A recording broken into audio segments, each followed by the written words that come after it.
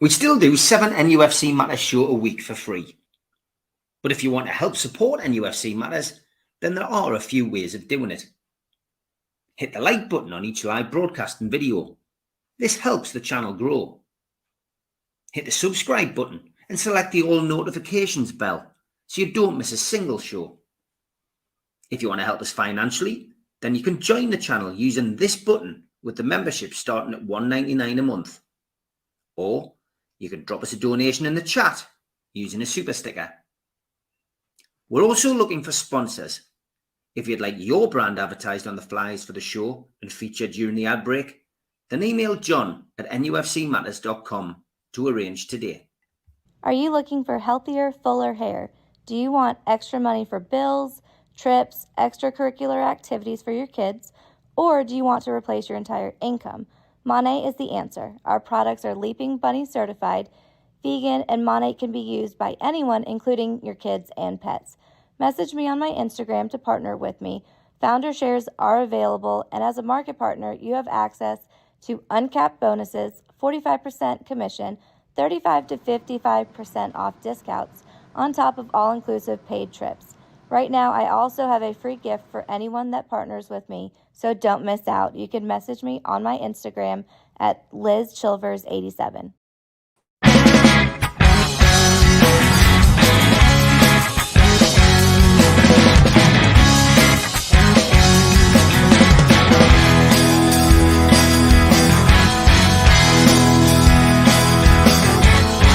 It's just a question of taste with you well. You've gone sour. You want the world plus everything, but you won't work an hour. And now your questions are kept creeping, and you go and buy her flowers. You throw away the dreams we had, boy. I won't allow it. I said we're gonna fall out. Let's see you get out. I think we're gonna fall out. Good evening and welcome along to NUFC Matters. It is the professionals on this big day for England. Me and Mitch are both decked out in our England tops. And Stu, what have you got on there? Oh, I just finished work about 10 minutes ago, Steve, so I just grabbed the first thing that was in the wardrobe. It's just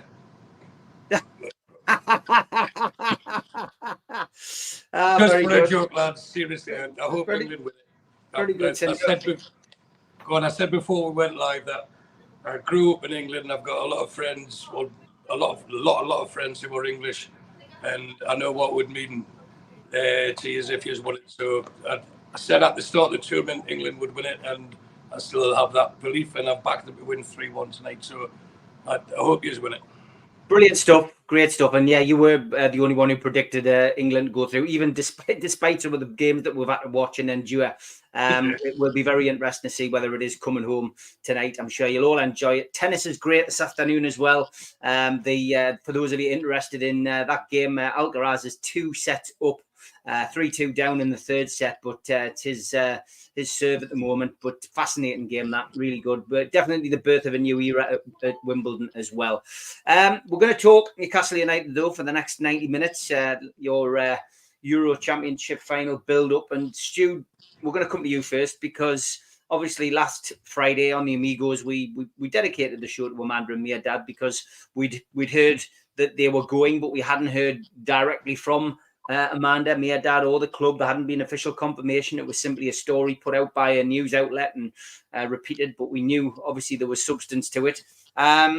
We've now heard from them as well. But what was your overall feeling when you saw that? Were you shocked? Were you surprised? I guess the timing of it is something which we picked up on Friday. You know, why now? But what was your thoughts?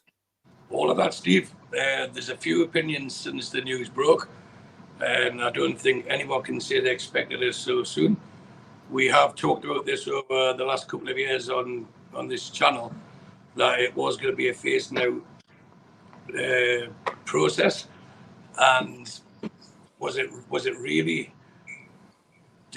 expected so quick? You know, even if the shares were diluted to zero, you know, I think most of us would have expected Amanda and Mia, especially Amanda, because of how do I say it? The fact that she's a woman and she's from the north, and she's done so much. She's been so persistent to make the takeover happen and carried us through. I don't think anyone expected it so soon, but there's a few views on it, you know, and so I suppose there's a pragmatic view, like a business view, where with the new executive additions, there's no real role available for Amanda. So like, would she be just become like a mascot, like a cheerleader? You know, it's the next thing would be the share issue. As the club grows, as in its value, so would PCP's value. So the PIF and the Reuben brothers keep putting the money in. They'll be putting the money in, Amanda doesn't, and ultimately, if as and when she did cash the shares out, then she would get more money for it. So then you've got an emotional view, because there's certainly been an overwhelming sense of gratitude. You know, I think that's probably the best phrase for it. You know, as I touched on earlier, the Northern lass that's done good. She has been the face of the takeover. She's been inspirational. She's been a role model, not just for Newcastle United, but for me, for women empowerment as well, to show that a woman can hold their own at a position in a top club and get respected. And that takes some doing. As much as we're bang on about equality, it's still, football still is at the top end of man's world. And I can only think of maybe Karen Brady that managed to break through that ceiling. But Amanda has done it and did do it. Then, since then, I think there's been a lot of cries out in the past for why isn't the club telling us, you know, when you have fans who are expectant, who are wanting things now, who are unrealistic, expecting every time there's a decision made, the club speak it just to pacify their mood. But for something like this, something as seismic as this, I think it was important that the club put a statement out, and they did. But when they did, then also Amanda and Mairdad put their statements out. I think it's quite telling, if we go along the conspiracy theory lines, that none of them, although they praised the PIF and the Reuben brothers, none of them praised the other executives who they'd worked alongside.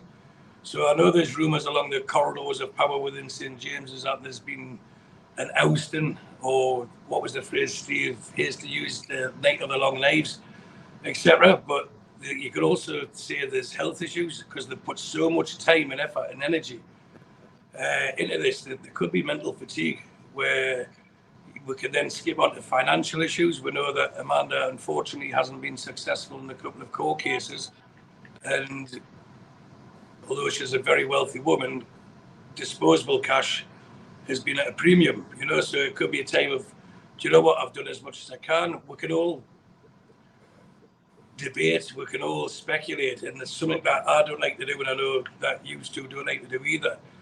But ultimately, for me, it's a mixture of all, because we've explained on numerous occasions that the Saudis will allow you enough room to grow, to flourish, to become indispensable. And once they believe you've got no more to offer and nothing more to add to the progress of whichever business it is, the term that they use here in the Middle East is khalas, which is, you know, enough. And it's a non-emotional decision. It could just well be a business decision. Thank you very much. The shares that you've got are worth probably 4 times more than what you've took out of it. There's your thank you. But now they've got proper football people in. You've got to remember, and Amanda and Mairdad hadn't done anything football related previously, as in day-to-day running of a club. They've now got, as we've said, the phrase I've quoted often is, if you want the best, they employ the best. And is there room for sentiment? Well, not if we all want to get to where we want to get to, because it's quite clear that the owners do. And I thought it was quite telling from the final shares that were sold that the bulk was paid by PIF and only a smaller part by the Reuben brothers, which might be the same ratio of 4-1, but it showed that they were showing their gratitude as well. And to me, it feels like an end of an era. the end of a chapter, the end of a film. And I think we can only hope and pray that the sequel is better, because the first film was amazing, wasn't it? Since October the 7th, 2021, it's been a fantastic film. So on and off the pitch, the progress that we've made. And I know Amanda and Mia occasionally watch this, so if they are watching today, I want to say this to them. It's very simple. Thank you. And that's it, because without you, this giant wouldn't be asleep. It would probably be in a coma. And you'll forever be in our hearts for what you've done. And I'll be eternally grateful for your persistence. I think we discussed this last week, but for your persistence and your unwillingness to give in, because you've seen the opportunity and you kept forcing the opportunity onto the PIF, onto the Rubens, and eventually you got it. It's like the Mountie always gets the man. And for me, it's admirable. And you'll always be a part of Newcastle folklore going forward, no matter what we achieve. So that's my thoughts on it. Good stuff. We've had a couple of days, Mitch, since we last broadcast together, and the statements have come out. I'll give you my feelings on them. I think there was some fairly obvious admissions, from there. There was a couple of names not mentioned, shall we say, but overall, as polite and as nice as you can be when this kind of thing happens for whatever reason. And, obviously the one thing that stood out in both Mia Dad and Amanda's statements were the love for the area, the love for the club, and the love for the supporters. Jamie Rubens was as expected, an emotional one, and a one which paid respect to the commitment they'd shown to the project and bringing them in. And Al Ramayan's, it was probably written for him, I would suggest, but it was it was to the point, and the club's was very basic as well. So you can't really grab too much out of all of them, other than they only picked out certain people to thank. Maybe I'm reading too much into it, I don't know. But what was your thoughts on the collective statements that were released? Very much like you, and as we discussed elsewhere, privately, the thing that I'd still take away from the statements that have been made isn't what has been said; it's what hasn't been said, and the name's not mentioned. And does that tie in with other things that have been doing the rounds of late? I guess it could, but we'll never know. I don't think we'll ever know. I think what we need to focus on now is Newcastle United moving forward, and seeing how, with the input of Amanda and Maydad, I do get the feeling, have there been decisions taken strongly based in emotion? Because that's how Amanda very much comes across, and has done certainly since we first interacted with her. That's certainly not how business decisions should be made. It kind of makes other questions come to my mind about how the club has been run over the last 18 months in particular, and how we're going to go forward. We've certainly now got executives in place with football background, with business background, and who know how to go about making the wheels turn in a very different way.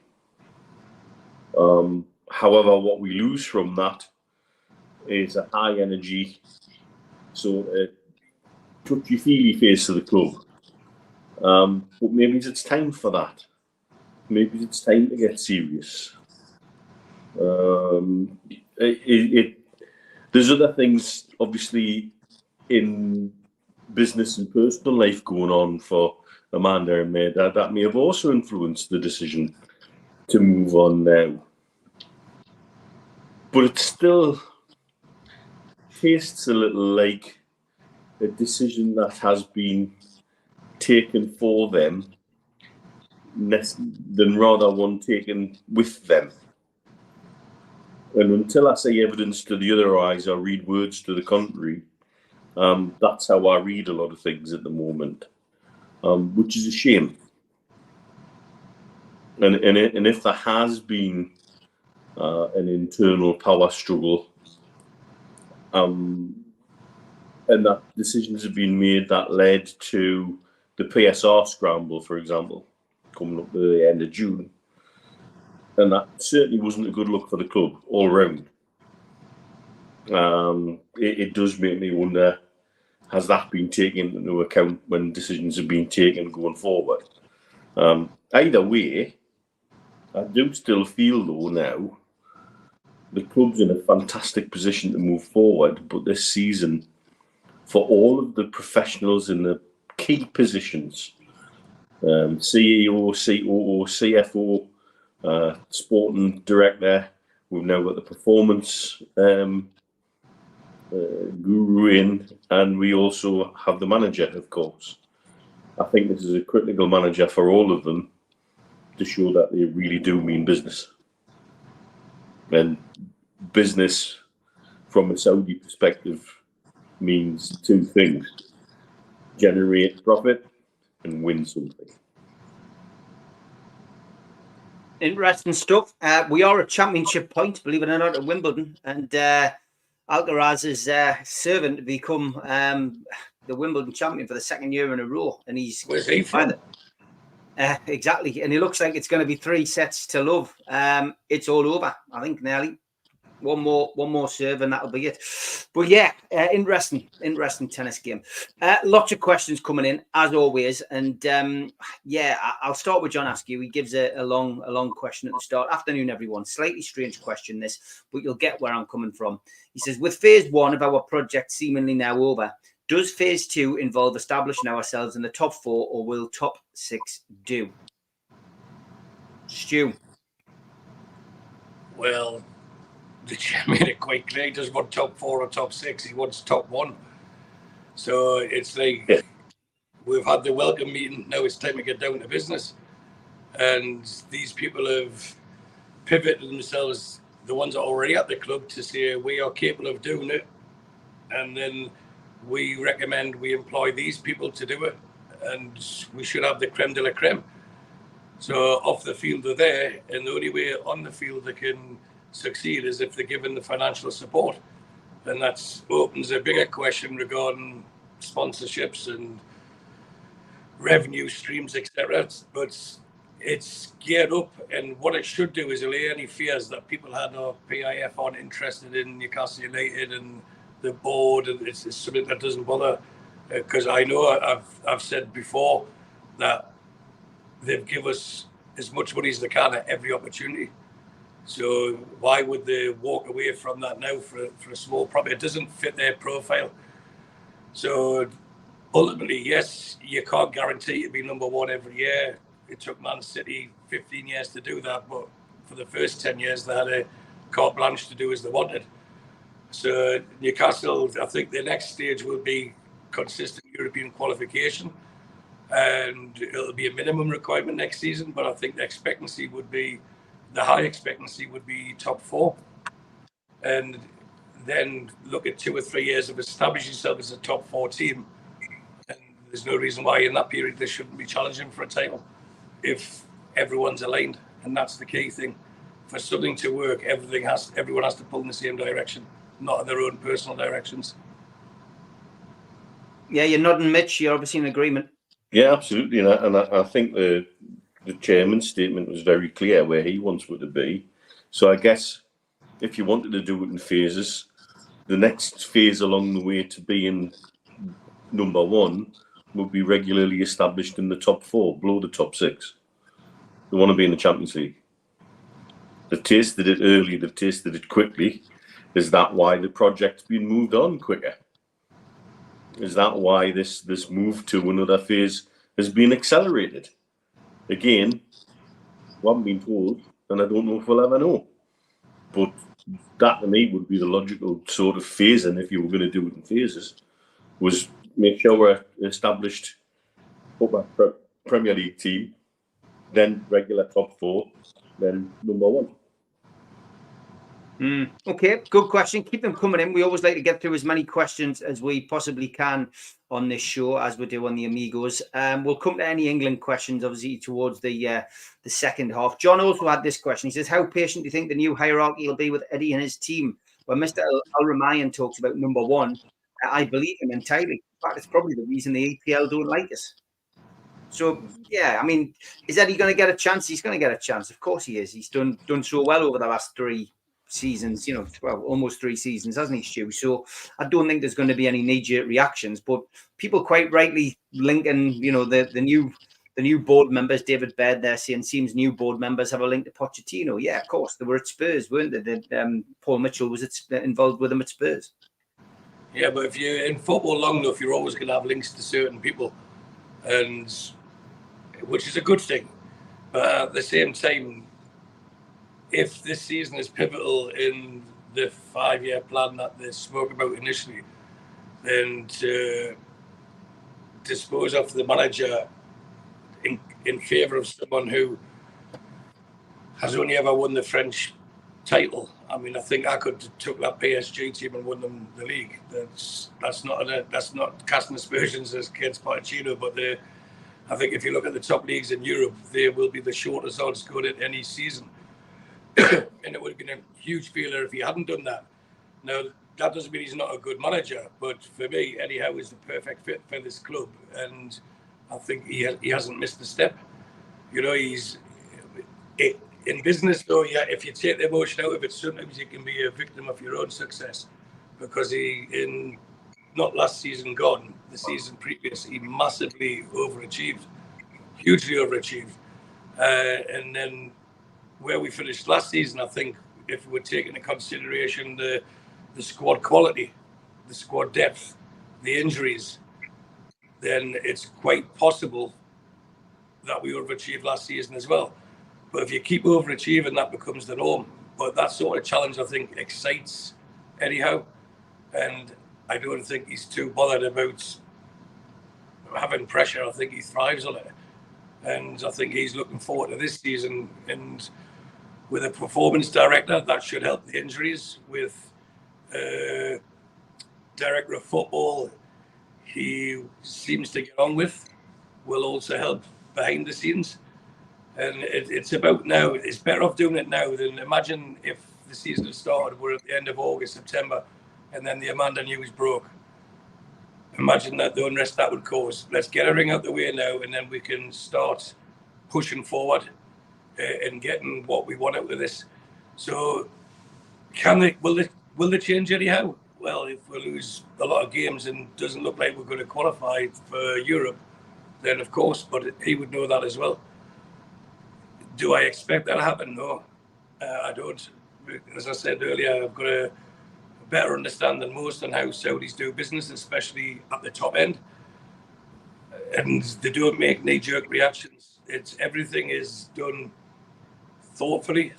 Everything is done where it's not covering themselves, but they look and say, look, have we done everything we can to support that person, and is there a better alternative? Anyone that come in and take over from Eddie Howe, there'd be a huge that alternative would be a huge risk. Look at how the squad have galvanised themselves for Eddie Howe, the respect they've got for him, not just him, but Jason Tyndall, Graham Jones, the backroom staff, the Yara family, and the unrest that would cause. You might as well write next season off if they were to get rid of Eddie Howe too soon. So for me, I think this year, yes, it's pivotal, but I believe we'll have a very big, successful year this season coming. So to summarise the question, would they get rid of him? Could we change? Yes.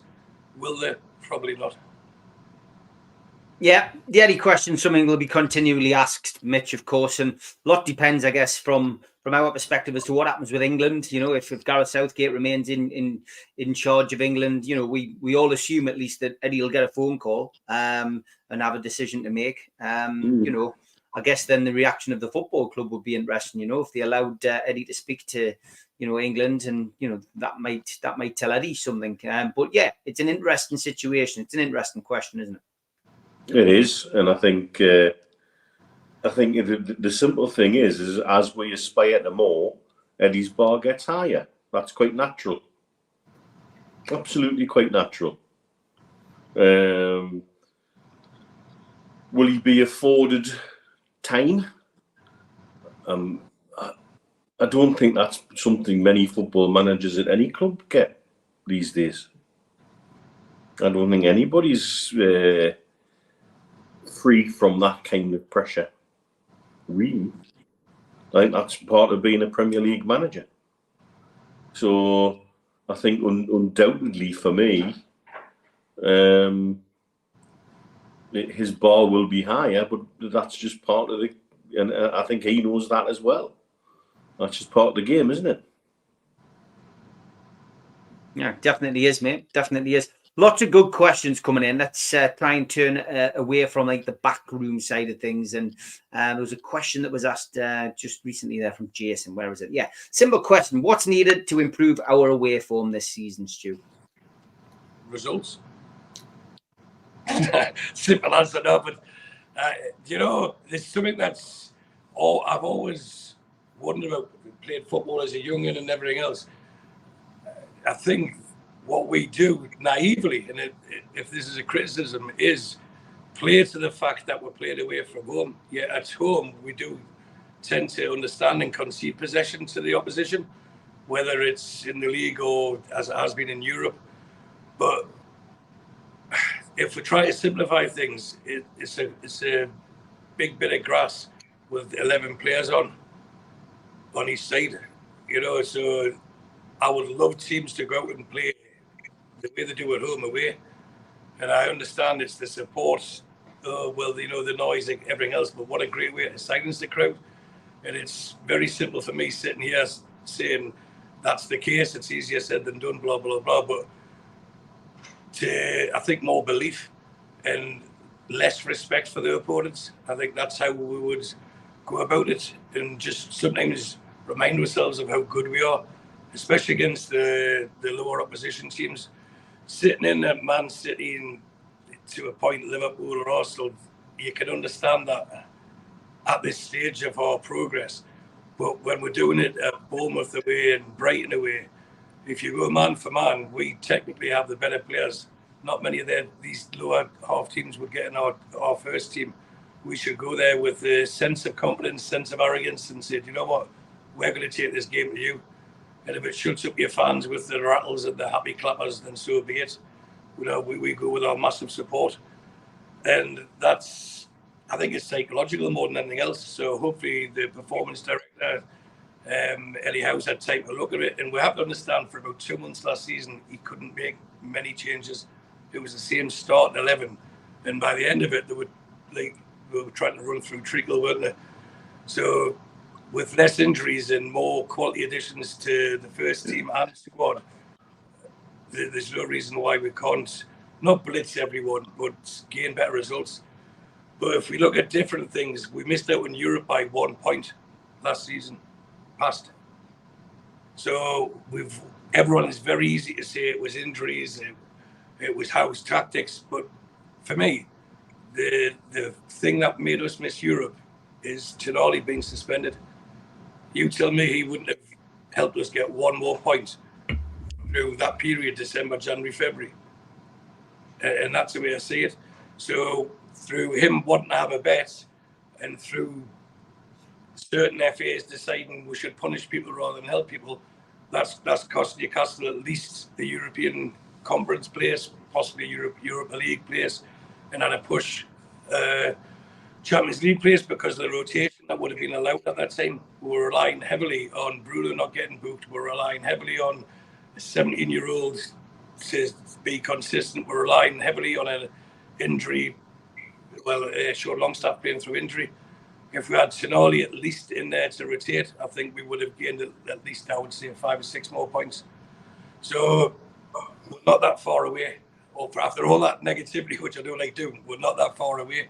So adding the quality that I expect to come, then there's no reason why we shouldn't be qualifying for Champions League without Europe this season. Finish on a positive. Yeah, finish on a positive. Yeah, I mean, away form. It was, I think it was down to the injury list last year, Mitch. And I mean, we had such a good season the season before. I think our away form at times last season was very, very hard to fathom. About how abjectly poor we were at Luton, for example. You just thought would turn the corner performance-wise, and then that came out of nowhere. Yes, I think the injuries and the inability to rotate changed a lot. Definitely missing Pope.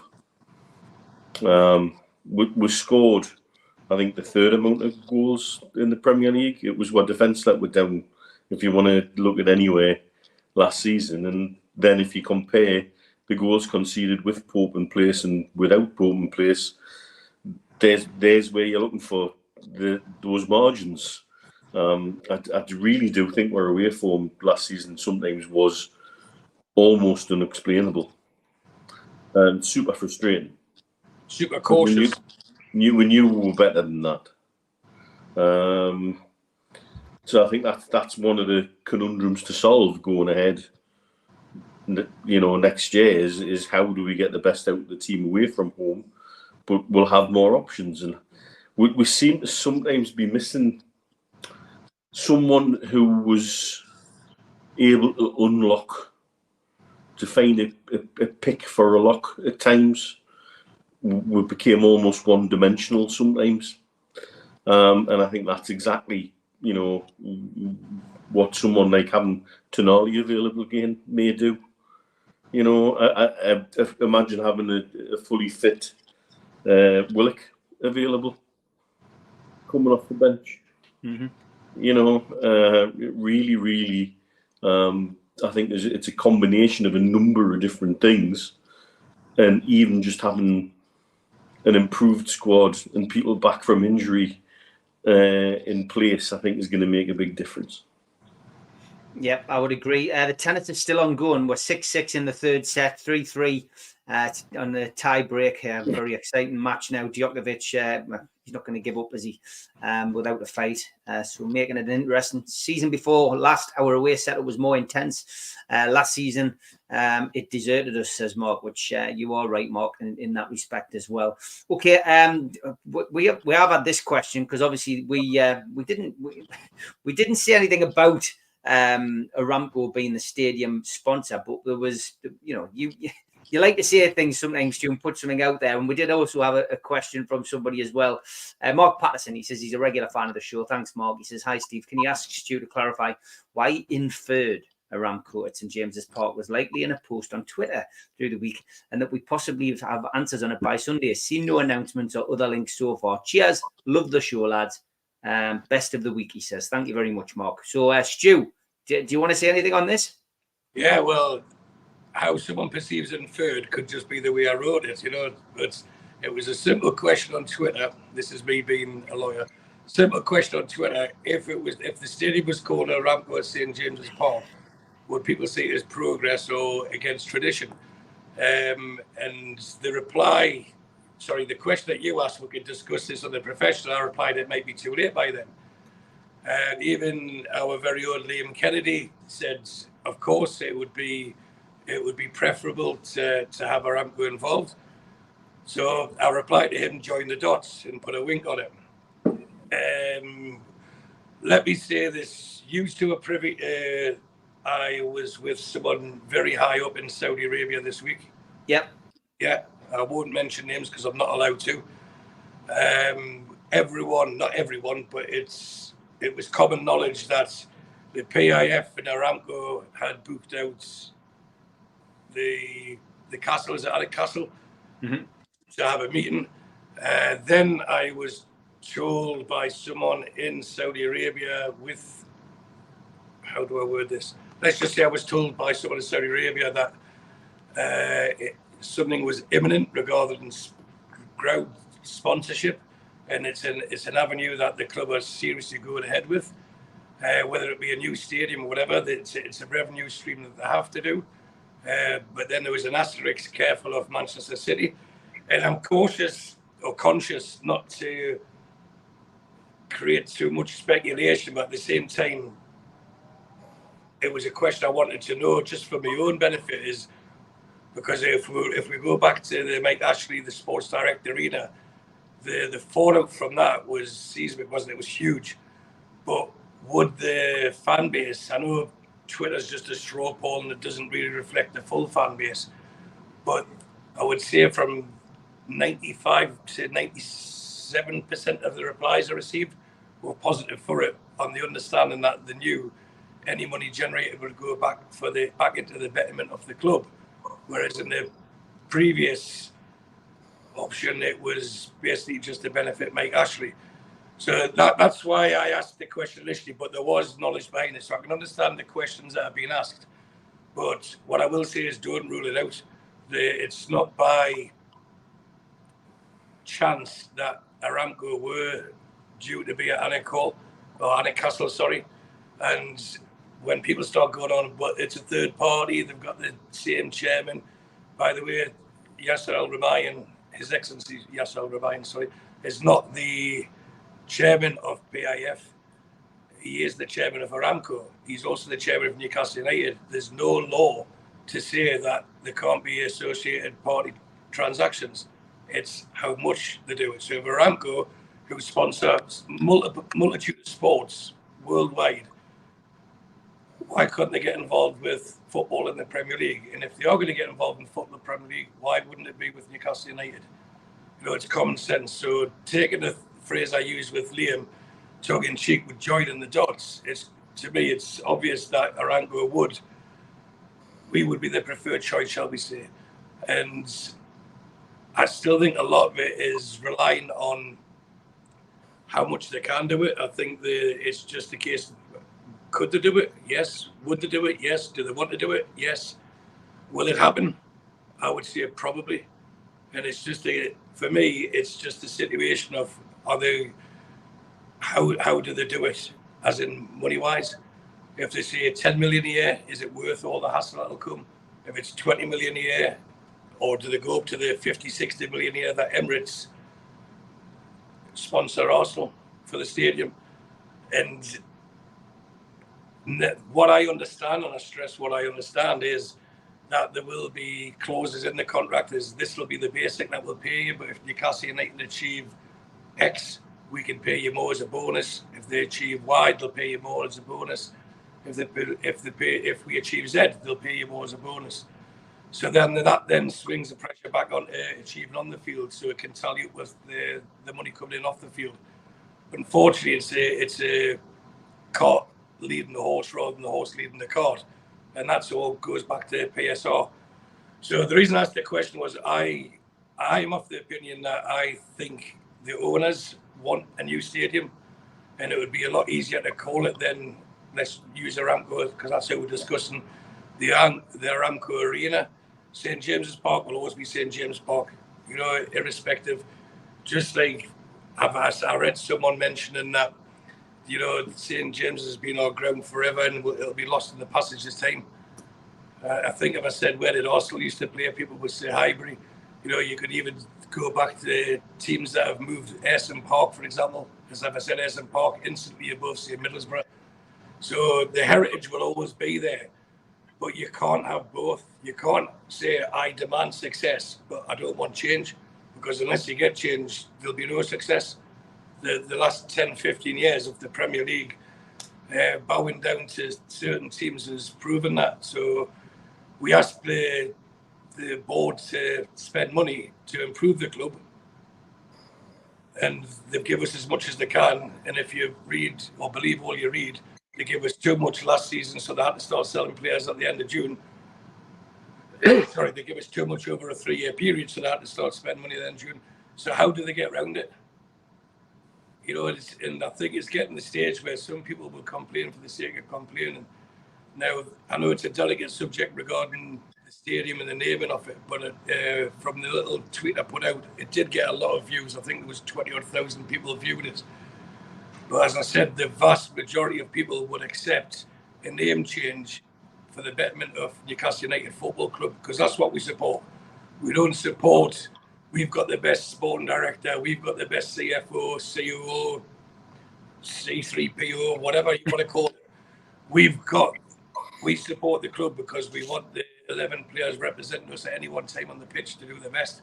And if that's a way of giving us the best, then that's the way to do it. But don't be surprised if it happens, because the word, as I said, what I was given was imminently. I didn't put that on Twitter because I can imagine the amount of, that's it, after 2 days, it hasn't happened, you're wrong, you're lying, you're a bar-any bullshitter and all this. And, you know, and I just laugh at the fallouts. But ultimately, I would say 9 times out of 10 when we've called things and predicted things, we've been bang on.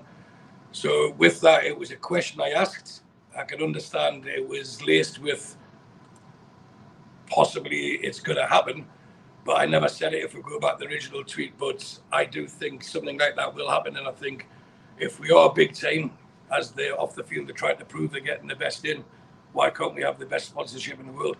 And why can't we? And I think by now we're getting away from all the goodwill, the feel-good factor of the takeover. It generally has a sense of the next phase where we mean business. So if it was to become Aramco at St. James's, or St. James's Aramco, or even just Aramco Arena, whatever they wanted to call it, we know it's St. James's. And to be fair, a lot of the tweets were saying, whoever says I'm going to St. James Park, I'm going to the match, I'm going to the ground. I'll see you outside the ground. You know, that's how we speak as fans. So we can get petty about it, we can get precautious about it, we can get falsely offended by it. But if it means there's a better team on the pitch, we'll still call it the match, we'll still call it the ground. And why wouldn't we want the best sponsorship team on the planet? So let's see what happens, but don't expect it. I know I said to you, Steve, it might happen by the weekend, because it quite possibly could have, because the word I was told was imminently. If we were speaking, I think it was a Wednesday or Thursday night. It's my fault. I should have left it as a DM to reply to you, so that is my fault. But if the club wanted a straw poll, then unanimously it was, yeah, let's do it. And I think with the seriousness now of the way the club's going forward and the way they've made the changes, they're getting all the little, as to steal Mr. George Mitchell's phrase, getting all the little ducks in a row, and they're saying, right, we're ready now. Yeah. So if you want to challenge this, we will fight back now. It seems to be a sense of we're ready for business. So if they are going to get a sponsor, why not get the biggest thing in Saudi Arabia, the biggest thing in the Middle East, and one of the biggest companies on the planet? That shows we mean business. That's why that tweet went out. Okay, we are halfway through the show. As always, we take some ads. Kevin Myers has made some interesting points. I am going to come to you, Kevin, but I'm going to come to you after this. A big thanks to all our sponsors. Skips and Bins. You can find their website at skipsandbins.com. Contact us, www.skipsandbins.com/contact. Say hello to low-cost waste disposal with pay-as-you-go and contract waste management. A big thanks to Mr. Vicky's Sauces, handmade in Cumbria. Their website, mrvickys.co.uk. Email info@mrvickys.co.uk. Telephone 01768 210 102. Thanks to United Group Travel. They are the Travel and Tourism Award winners in 2024. Their website, www.unitedgrouptravel.com.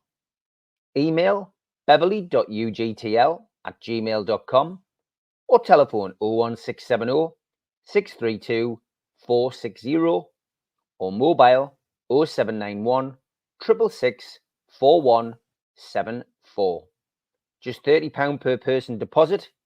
There are no strangers on our tours, just friends you haven't met yet. A big thanks to Media Arts. You can find them at www.media-arts.co.uk. And don't forget, we are a podcast. You can find us on iTunes or Spotify or other podcast providers. If you want to help the channel grow, then hit the like button, the little thumb underneath the video, click share and share to your social media, or join the channel for as little as $1.99 a month. If you want to take out a one-off payment membership, go to nufcmatters.com and hit membership. And for a £25 fee, you get a scarf, a cup, a pen, and a membership card. You can also put a smartphone over the top of this QR code. It'll take you straight there. And don't forget, we also help the food bank on this channel. nufcfansfoodbank.co.uk is a website where you can make a virtual donation today. Okay, welcome back. And somebody's asking, Mitch, is that the New England training top? No, it's an Old England training top. All right, okay. I was having a clear out. I found it in my cupboards. I think I got it for the last World Cup. It still had its blue tags on. No, well, there we go. So you'd never watched it. You never worn it. Question. Yeah, go on. Because I know what he's got planned for this evening, and it involves copious amounts of alcohol. So on that pendant he's wearing, does it, like a dog tag, have his address on? If found, please return. Something like that. It's a woman. I thought it would. Fantastic.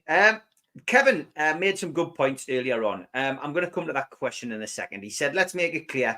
I hated Ashley's time. He is a businessman. He only had us to make money, but not willing to invest. However, our current owners want the same, to make money only. That was one of the points he made. Another point that he made was, and it was a question, if the 2030 vision is not realised, what then? The world is volatile. What happens to a conflict between the UK and the Middle East? What then? These are my concerns as a fan. And his last one was directed to you, Mitch, so we'll come to you. He says, Mitch, if PIF want to buy your company for, let's say, 10 million English pounds, would you sell it or not? Everything and everybody has a price. Sentiment does not come into it. Trust the process. So he's throwing one of our things back at us, I guess. We've used that phrase quite a bit. But I don't think he's not doing it in a let's have a go at the show kind of way. He's getting his points across in an eloquent way, you know. I'm not saying I don't trust the process still either myself. And yes, everybody has a price. If I had somebody come with a successful business and somebody like PAF wanted to buy it off us, yes, I would listen to their offer because the money's good. You know, you also would think you're selling to someone who would be a respectful custodian of the business that you've built. And that's what they tend to do. They tend to buy businesses and make them better as part of their group. Yes, all ownerships now just about are interested in one thing and one thing only: profit. Profit for shareholders. The days of benefactor owners like Jack Walker, like Steve Gibson at Middlesbrough, are long gone. They're a very rare breed now. I do wonder, does Steve Gibson not wish he'd just put his money into gold and bought a nice pad in the Canary Islands or something? You know, how much money he's spunked up the wall trying to keep Middlesbrough going, God only knows. And he is an exception rather than the rule now. You're not finding many benefactor owners like that now. And with regards to what's going on within Saudi, yes, they've throttled back on some of the vanity projects. As Stuart would tell you, all of us in the Middle East knew that was going to happen. They do like to make rather bold statements and brave statements, but not so many of the vanity projects ever really come to full fruition. They get partly completed and touched on, but they've done their job of making a statement, and that's what a lot of it's about. As for global instability affecting ownership of the club, that's out of my control. It's out of anybody's control. So I'm personally not going to worry about something like that. And also I don't see it personally, but I think there's a long and entrenched and established respectful history between both Saudi Arabia and the UK, and particularly in terms of business deals. And I don't see that ever being massively affected. It would take something rather spectacular, no matter what's going on in other parts of the world. But yes, I mean, it is clear. Owners of top-class football clubs now are there to make a profit. They are, you know, and if that's why some people are falling out of love with top-flight football. It happens, you know. My views and opinions have changed significantly since I was interim chair of the trust. Simply because I've seen the wider world and the bigger picture and how things work now. But certainly for me, I would be happy to sell a business to PIF because, as I say, I think they would continue that business in the spirit it was done, improve on it, and be fair custodians of whatever I had built. Yeah, it's an interesting question. I mean, you live in the Middle East, Stu, and you know people worrying about things like that. I think if there was a war between the Middle East and the US, it would have a lot more to worry about than Newcastle United and whether they could win a trophy or not, and how the project was going. You know, if things started to increase and get as volatile as that. But it was, yeah. I mean, it's an interesting point Kevin makes, and you know, I understand people's frustrations. Well, strangely, only yesterday I was with a client from Saudi Arabia that was very interested by a property. She says, what happens if World War III starts? Now, bear in mind, there's a huge US naval base here in Bahrain. I said, I think we'd be pretty safe. Yeah, but what happens if that, and it was all what if. And to the point you start thinking, how do you manage to get out of bed in the morning without stressing yourself too much? What if, you know, I slip on some Lego going down the stairs or something? So I was as patient as I possibly could be. And then, you know, if there is a nuclear war, would your first thought be, what about my property in Bahrain? Or would it be, I need to survive? So let's work on a scenario better than worst case scenario, and live in the world we live in. But again, there's something that we've been consistent on throughout this is, why does anyone start a business? Why does anyone invest in something? 99 times out of 10 is to make money, is it not?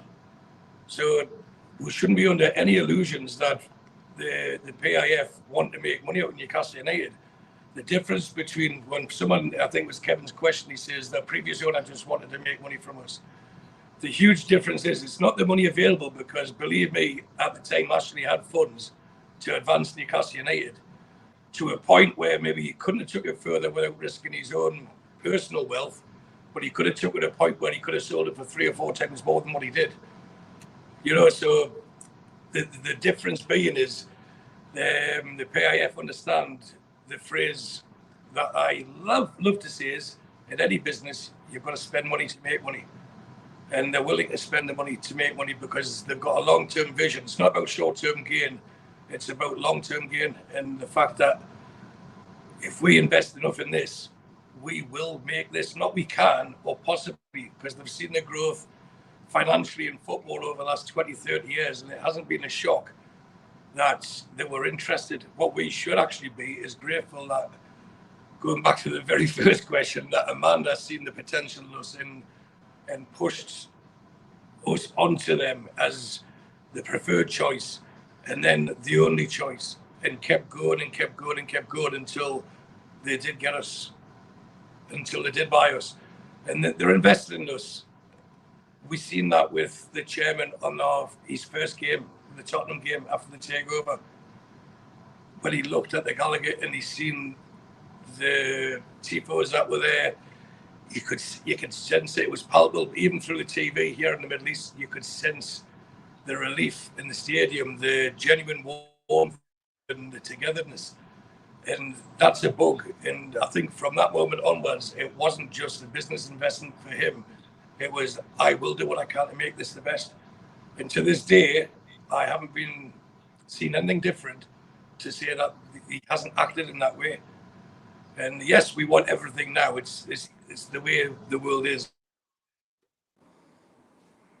Yeah, we're losing Stu's signal there a little bit, and he's frozen, so I'll let him go and get himself sorted out. Maybe he got a phone call. He's always quite busy on that score. The question, Kevin, I can't pass this on to Stu because he's not there. I hear you, so stop talking about what our current owners are doing and stop complaining about the decisions that they make and put up and shut up, the same as the rest of us. So Kevin is having a pop at Stu, so he's back. There we go. His internet's still a little bit dodgy. Can you hear us, Stu? I can hear you now, yeah. What's your? I mean, Kevin says there. I hear you. So stop talking about what our current owners are doing. Kevin, he's actually Yeah, yeah, we've lost you, Stu. What they are doing is back.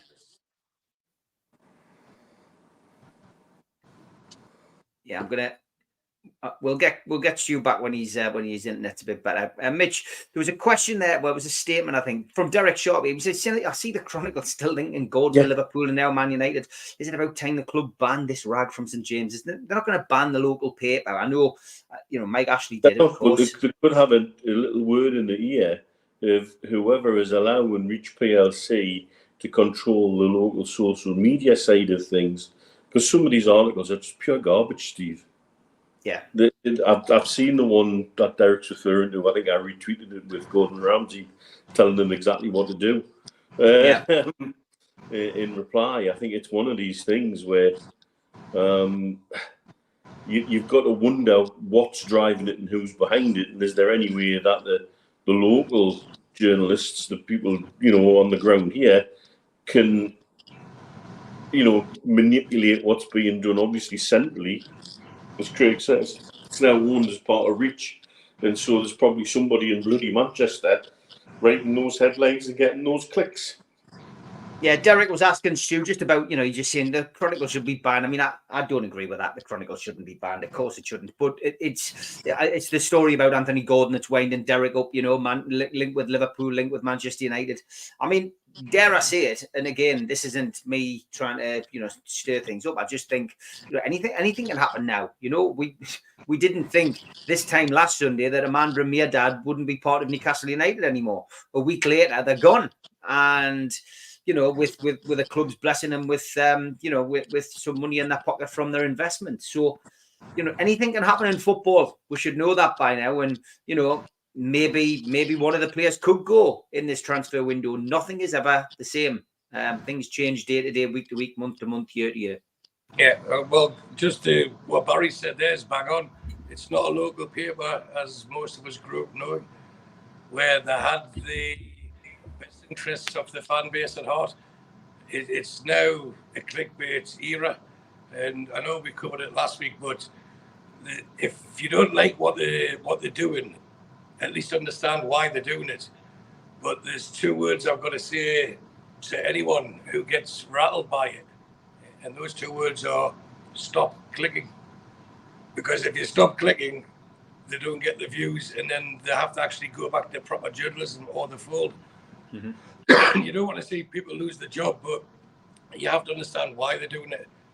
And it doesn't make it right, and I'm not defending them. I'm just more of a thought is, I think sometimes a lot of people look for reasons to get anxious, look for reasons to get angry, look for reasons to fight the good cause when there's more important things going on in life.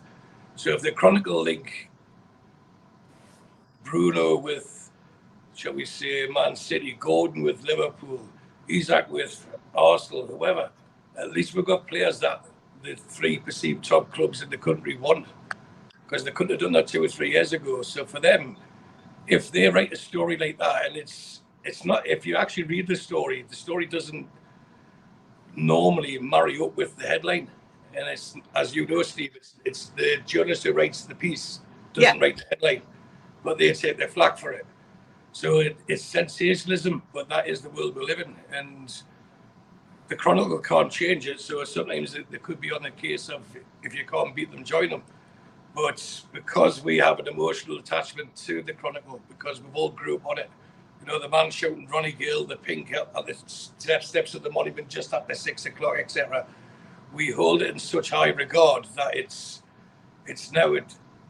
hurtful more than anything else, because all the papers write crap, all the papers will headline-wise write rubbish, but that's to get people to click onto it. And even if you read it or agree with it or disagree with it, it's too late, you've clicked. So I've seen there's been a big surge of people saying that they've muted the Chronicle or they've blocked the Chronicle on Twitter and things like that. Great, you've made a positive life decision, and if more people did it, then they're going to have to look at their reduced viewing figures and think, right, what do we have to do to get these people back? Because they need people to click onto the links. And And I would say, the worst thing for the Chronicle, Steve. Sorry, broaden it. I don't want to make it about. I don't want to make it about the Chronicle. I think this should be the case with everybody. Somebody just said I took Steve's advice. I've muted this. I've muted that, and my life's a lot better for it. If you don't want to read it and you don't like to read it, then mute and just move on. It's not just the Chronicle. It's all of these organisations, all of the news outlets, and all of these people on social media are now clickbaiting. It's as simple as that. If you don't want to see it, block it.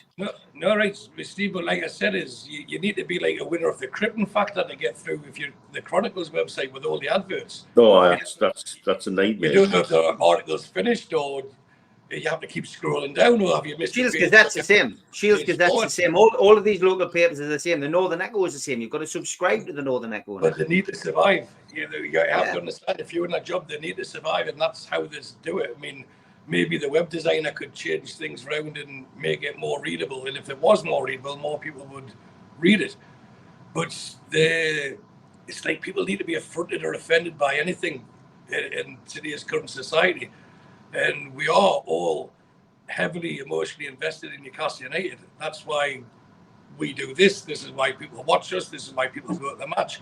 This is why people have tattoos. This is why people, wherever they go, wherever they live in the UK or around the world, say with pride, I support Newcastle United. And it gets played on. And we are more passionate than just about any other fan base in the UK. And I can say that from living abroad. We genuinely are, but that means we're easier to wind up, and that means we're bite quicker. So when we say something about our club, it's a thirst of knowledge. We need to know. We need to know. And maybe I was innocently guilty of it, if that's a contradiction in itself, by that tweet I put on about Aramco at St. James's. Initially, it was a question, but I wasn't asked to pose the question. It was from a discussion, and I should have thought about it longer. So I should have think before you tweet. You know, we did a campaign on it a few years ago, but it was in all instances was a question, but it came from what I explained earlier. But regarding the Chronicle, they have got some very good writers. You know, I watch quite often the Everything's Black and White podcast that they do. Some of like Andrew Musgrave, there's lead writers on it. Aaron Stokes is on it. And they come across with some very, very valid points. But at the same time, you try to read their article without getting through the advert, so the article doesn't attach to the headline. And imagine their frustration. So that's my take. It's take of it what you want, but just be angry for the sake of being angry. Mm-hmm. Yeah, good points. There's lots of people talking about this in the chat, which is fair enough.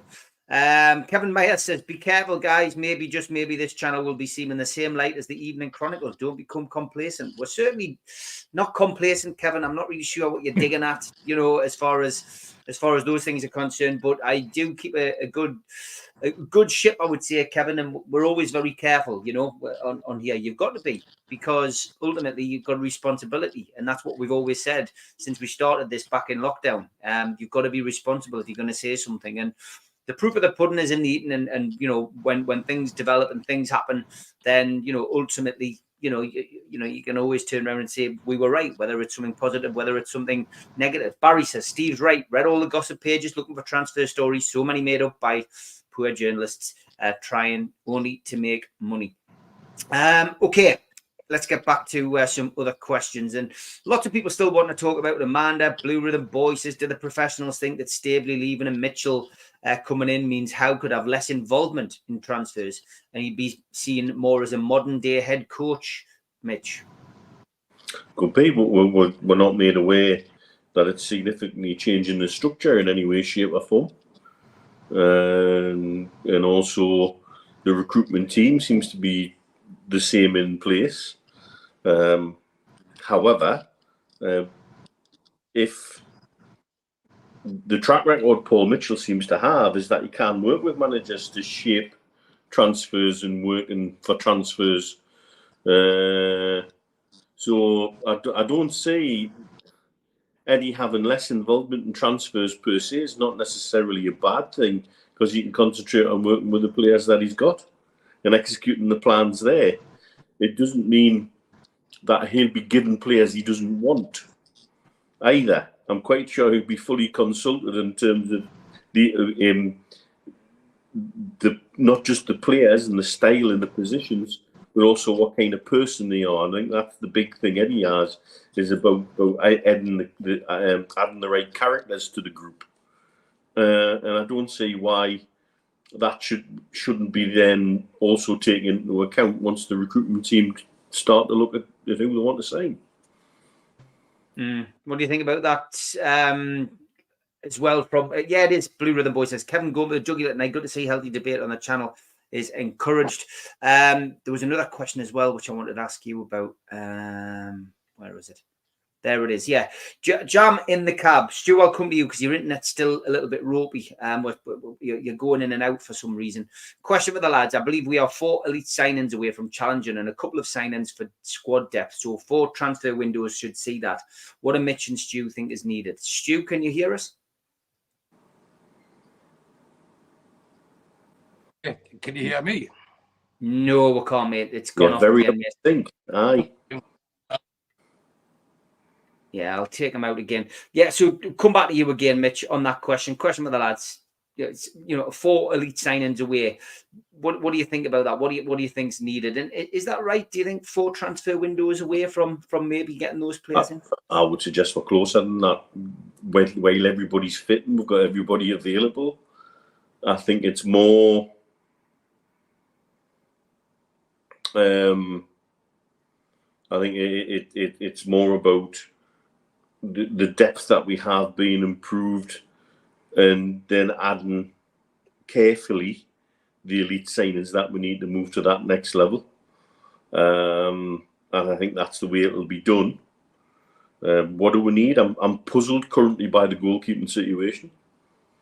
If you assume Dubravka's out, do we have a better set of goalkeepers now with Dubravka and Karius out, and the Greek lad and Rudy in, and Gillespie held, if we're not sure about Pope's fitness?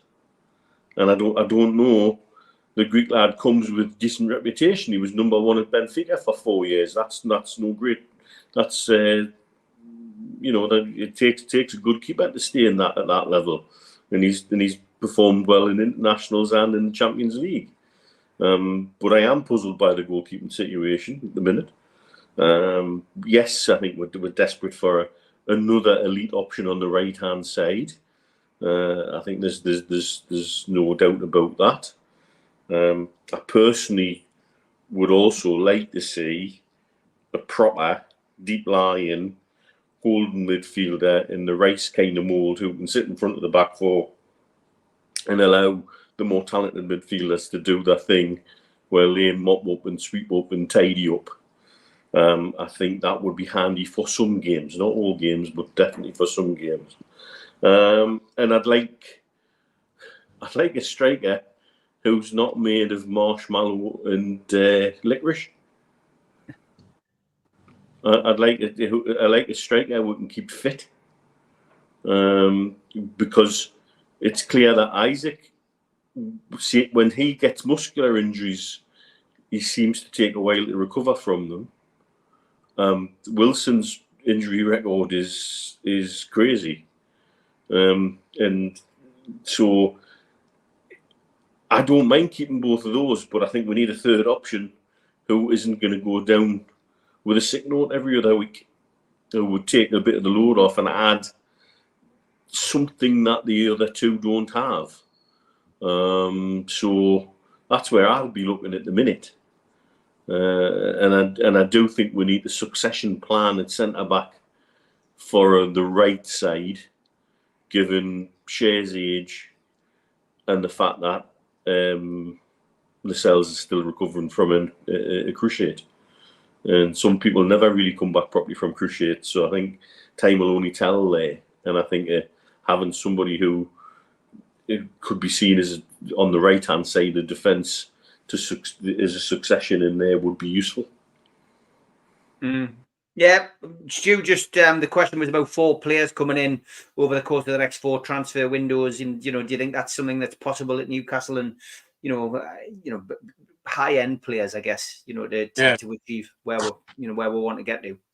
Well, obviously, with the figures I've previously quoted, and I noticed on the fans forum I was called silly and stupid, that I said I could see us spending up to 200 million.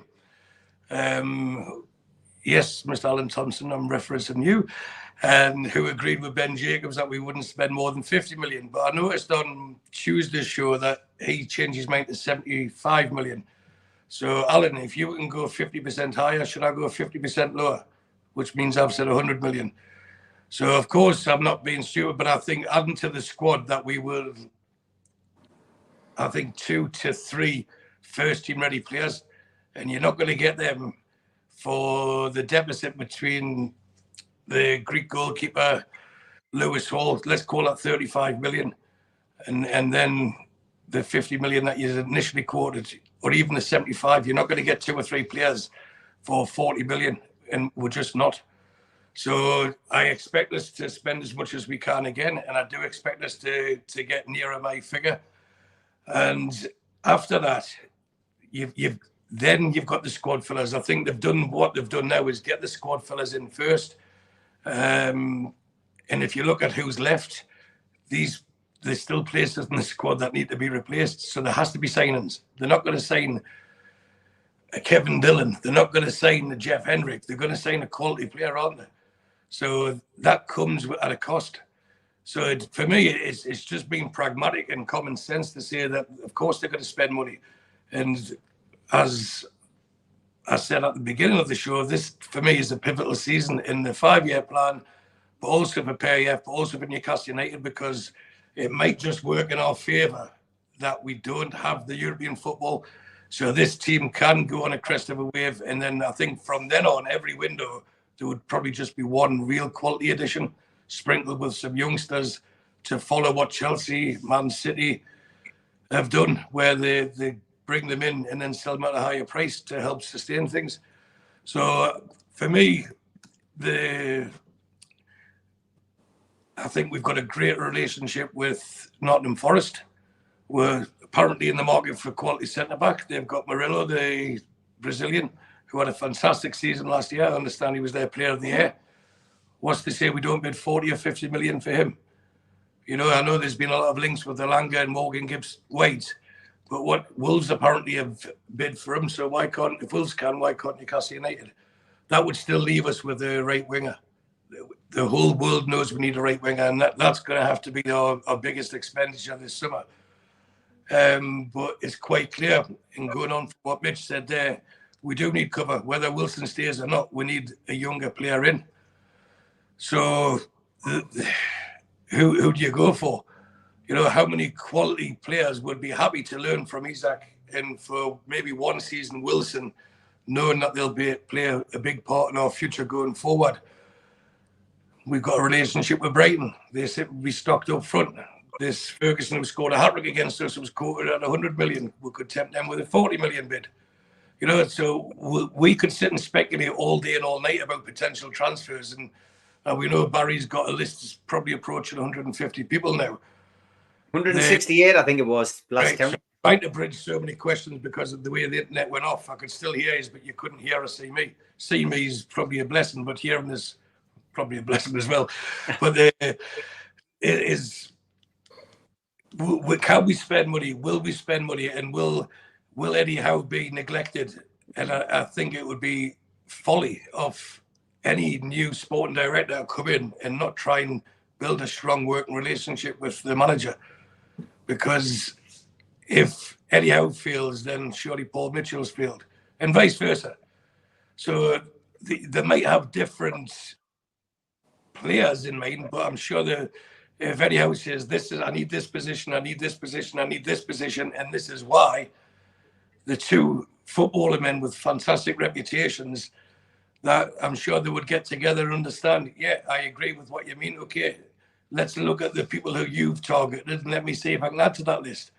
And then Eddie Howe sits back and coaches them. It'll take more pressure off Eddie Howe and put more pressure onto Paul Mitchell and his team. So that's why I think it's a good move. And I think for Eddie Howe, I think he'll be encouraged to know that he's got someone in who's willing to work with him, willing to listen to him, and willing to support him. And he might go out and get someone that hasn't been linked on Barry's list, but could be a huge addition. Just remember, who had heard of Bruno Guimaraes until 3 years ago? Who thought we were going to sign Isaac? You've got all of this to take into consideration. Everything that these people do, it's their reputations on the line. And that's why I keep saying, to be the best, you've got to get the best. And they've got the best. So their reputation's on the line. They want the best for Newcastle United. So we really should be sitting back, putting the slippers on, lighting the fire up, have a glass of, I was going to say Rioja, but probably not very apt tonight. Have a glass of wine and just let them do their job, because they're highly paid professionals who know how to do it. And we can just reap the benefits by being supporters.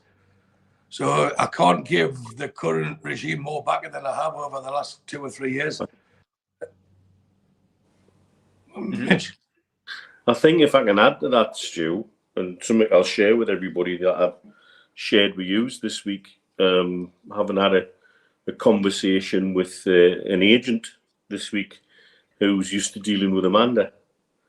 And now that she's gone, what was the phrase he used? These people are a nightmare to deal with. They want everything yesterday. And I say, everybody saying, why hasn't this happened yet? Why hasn't that happened yet? It sounds like it isn't for the lack of trying from the club's perspective. Yeah. They want everything yesterday. And that was the phrase that was used in the conversation. That the people he's dealing with now are very different in their approach to what he's used to dealing with when he's been dealing with Amanda. And it's the club that are showing urgency and wanting things their way yesterday, which makes a change, doesn't it? So I think the biggest reason certain things aren't moving are the Euros. So as of tonight, and that's over, and players who will have extended leave from their clubs or past that leave over, that's when you're going to start to see an acceleration in the transfer market, I think. I also don't think we're going to see an acceleration in the transfer market until some big money changes hands somewhere, and then the money go around will start. Okay. Lots of other questions. We're not going to get through them all. It's always very difficult. Kevin Myers as well saying, can we do a phone in? It's impossible really to do that on here, but we do the fans forum on a Monday. If you fancy joining that, drop us a message on social media, mate, and we will we'll get you in. Robert, good evening. Robert, of course, does the design for all of our flyers. Thanks, Rob. He says, question for Mitch and Steve and Stu, which would you prefer, England winning the Euros or Newcastle winning the trophy? No, I think it's better if you answer this question. Well, and Tom Dixon said, do you think England will win tonight? So you've gone 3-1, Stu. You're obviously very confident. Yeah. Look, it's always Newcastle for me. I'll answer that question. It was for me. He goes, of course, I want Newcastle to win a trophy. England would have to be second for me. But I do even feel... if it was Scotland, Steve, I'd still, of course, Newcastle to win a trophy than Scotland win a trophy. One is far more realistic than the other, obviously, but if it come to it, I would always choose Newcastle. And Spenny, of course, saying, do you think we'll break our duck this season? Well, yeah, maybe the stars could align, 66 and 69. Records are always there to be broken. Yeah, exactly. Why not? We have every opportunity. And for me, yes, I'd rather see Newcastle win something than England every time. I can't pretend that I'm the other way around. That said, I think we've got more than a puncher's chance tonight. Spain have looked good, but they are very youthful. And I think we will have a scattering of a little bit more experience in there. And youth can be great, but it can go south in big moments. So I genuinely think we've got more than a puncher's chance. And if I was going to put some money on, I would be thinking 2-0 England, actually. Okay. 2-0 to England. I'm going 2-1 in extra time. I'm not going penalties tonight. 2-1 extra time. And Stu's gone 3-1. Alan Derrick, good evening. He says, with the stadium expansion, possible new stadium on the cards in the not too distant future, would this not tie in with the Amanda News? I can't see how she would have been able to pay her share. The memorandum that was put into the company's house by the chairman before the announcement on Amanda and Maydad was made takes away that. That actually says it doesn't matter what your percentage holding is, you don't have to match what's put in by other people. And I think that's obviously being done, knowing Amanda and Maydad were moving on, and probably to take some pressure off of the Rubens from having to match what PIF want to put in, and let them go about doing their business, which is on the whole property and land side, and they have to worry less about chipping in regards to football club and their reward for getting a slightly bigger percentage. Yeah, just added that the 6% share or thereabouts that Amanda still retained. We'll just throw some lazy figures around, but just to keep things simple, they bought the club at 300 million. Let's say the club's worth 1 billion now. So that share has grown by more than 300%. So if the club are going in the direction that we expect it to over the next 3 years, that 6% becomes worth a lot more. There was two. We're putting all the money in to pay you more money to actually leave. So I think it's at the crossroads where we said, look, you've got your premium. You've done very well with your investment. But I'm still shocked initially that they didn't keep her on, because she was paid anyway. She was salaries, wasn't she? So I'm surprised they didn't keep her on for that reason. But again, not everyone knows what goes on behind closed doors. But maybe it was just a case of, right, we have to cut all ties now to move on. And whether one party accepts it, one party doesn't, ultimately there has to be a big boss that makes the decisions.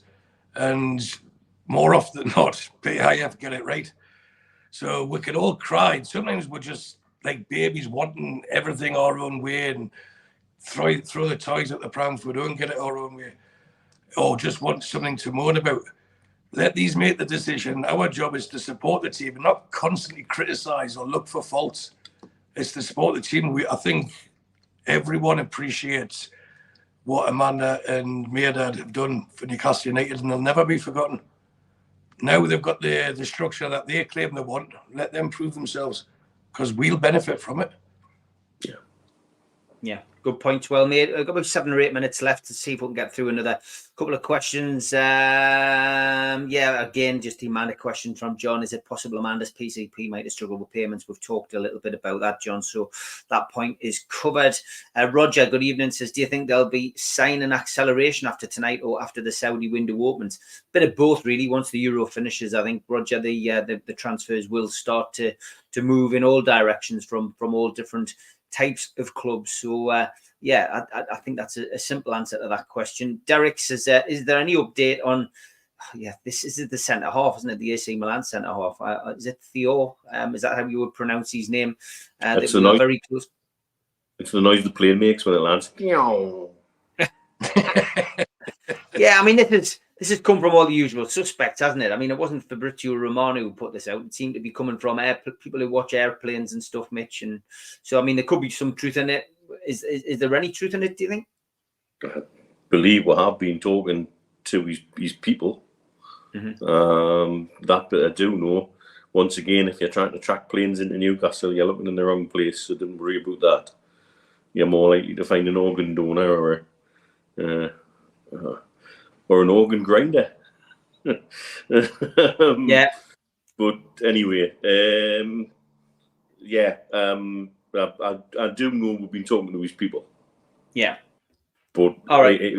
I think we're talking to lots of people's people at the minute. Yeah. Yeah, exactly. Yeah. Anything from your end, Stu? Without adding fuel to the flames, it is rumoured that he is in Newcastle, but it could be anybody. It looks like they're trying to make a signing. I think there's going to be 2 or 3 phases through this window. The Saudi window opens on July the 17th, which is Wednesday. That'll start the merry-go-round, and hopefully we'll be one of the beneficiaries from that. Yeah. Then you've got the Euros finishing tonight. Players will need to take rest. They'll need to take holidays. They'll be allowed holidays. So you had 2 weeks of that. That takes us at the start of August. So that's another phase. And then you've got the last few days off the window at the end of August. But one thing's for certain, Newcastle United will be stronger at the end of it than we were at the start of it. Yeah, that's a good point. Stu, who would you rather win a trophy, England or Sunderland? Without a shadow of a doubt, England. There we go. He thought he was going to trick you there, catch you out there. No, It's not a chance. It's pronounced Chow, is it? Cheers, Craig. That's well, if it is, that it is. So is it like she left because she's bankrupt, as other shows are saying it is? I'm so confused. PDK, I wouldn't imagine Amanda is bankrupt, mate. But you know, obviously we know she's had financial financial things to sort out with regard to the legal action. Lots of lawyers' fees. So who knows? Even if Vela said before a ball would kick, it would be Germany or Spain to win it. Not change my mind now, I'm afraid. That's fair enough.